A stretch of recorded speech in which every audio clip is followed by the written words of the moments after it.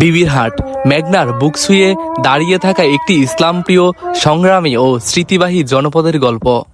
আজানের সুমধুর ধ্বনি, মেঘনার ঢেউ, আর তার বুক ছিঁড়ে দাঁড়িয়ে থাকা এক জনপদ বিবির হাট। স্থানীয় প্রবীণদের মুখে প্রচলিত ইতিহাস বলে, একসময় এই জনপদের নামের সঙ্গে জড়িত ছিল নূরজাহান বিবি নামক এক নারীর স্মৃতি। তার নাম থেকে ধীরে ধীরে পরিচিত পাই এই বিবির হাট। নদীর যেমন উত্থান আছে, ঠিক তেমনি পতনও আছে।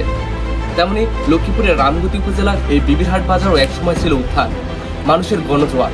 ঠিক সময়ের সাক্ষী হয়ে এই বিবির হাট এখন ঠান্ডা এবং জনশূন্য হয়ে পড়েছে।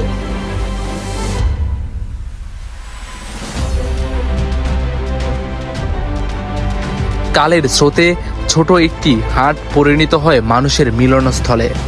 দূর দূরান্ত থেকে মানুষ আসত, ব্যবসা বাণিজ্য, কেনাকাটা, মানুষের আড্ডা, সবকিছু মিলিয়ে বিবির হাট ছিল এক প্রাণচঞ্চল জনপদ। একসময় এই বাজারের কোলাহলে আশপাশের মানুষের ঘুম ভেঙে যেত। এমনটা আজও স্মৃতিচারণ করেন স্থানীয় মানুষেরা। নূরজাহান বিবির বাজার আমরা জানি ব্রিটিশ আমল হইতে এই বাজার নূরজাহান বিবির নামে চলছে।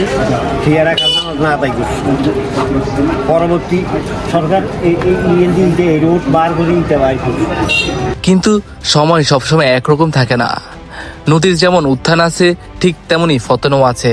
মেঘনা কখনো দিয়েছে জীবন, আবার কখনো কেড়ে নিয়েছে মানুষের ঘর আর বসতি।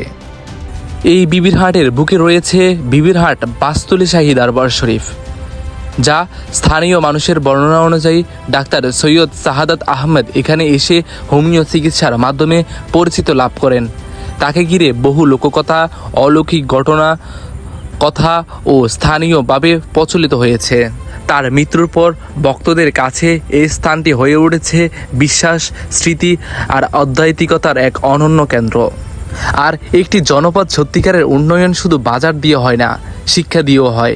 বিবির হাটের মাটিতে শিক্ষার আলো ছড়িয়ে দিতে গুরুত্বপূর্ণ ভূমিকা রেখেছে এখানকার শিক্ষা প্রতিষ্ঠানগুলো।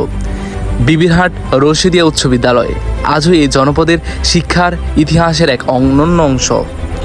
একদিকে মসজিদ, মাদ্রাসা, দরবার শরীফ, অন্যদিকে স্কুল, বাজার আর মেঘনা, সবকিছু মিলিয়ে বিবির হাট একটি বাজার নয়, এটি একটি সংস্কৃতি, এটি একটি স্মৃতি, এটি একটি প্রজন্মের বেড়ে ওঠা গল্প। আজ বিবির হাটে হাঁটলে মানুষের আগের সেই জনস্রোত দেখা যায় না, তবে মনে হয় সময় কিন্তু সত্যিই বদলে দেয়।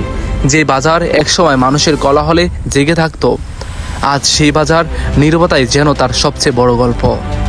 মেঘনা এখনো বয়ে যায়, ঢেউ তার তীরে এখনো আটছে পড়ে, শুধু বদলে গেছে মানুষের উপস্থিতি। বিবির হাটের ইতিহাস হয়তো কোনো একটি ইতিহাসের বইয়ে লেখা পাওয়া যাবে না, কিন্তু এই মাটির প্রতিটি ধূলিকণাতে আছে মানুষের গল্প। এই নদীর প্রতিটি ঢেউয়ে হারিয়ে গেছে মানুষের দিনের স্মৃতি। হয়তো একদিন আবার জেগে উঠবে এই বিবির হাট, ফিরে আসবে মানুষের কোলাহল, ফিরে আসবে নতুন প্রজন্মের স্বপ্ন। কারণ নদী শুধু ভাঙে না, নদী নতুন করে গড়ে তোলে। বিবির হাট মেঘনার বুক ছুঁয়ে দাঁড়িয়ে থাকা একটি ইসলামপ্রিয়, সংগ্রামী, স্মৃতিবাহী জনপদ। বিবির হাট একটি বাজারের নাম নয়, এটি একটি জীবন্ত ইতিহাসের নাম।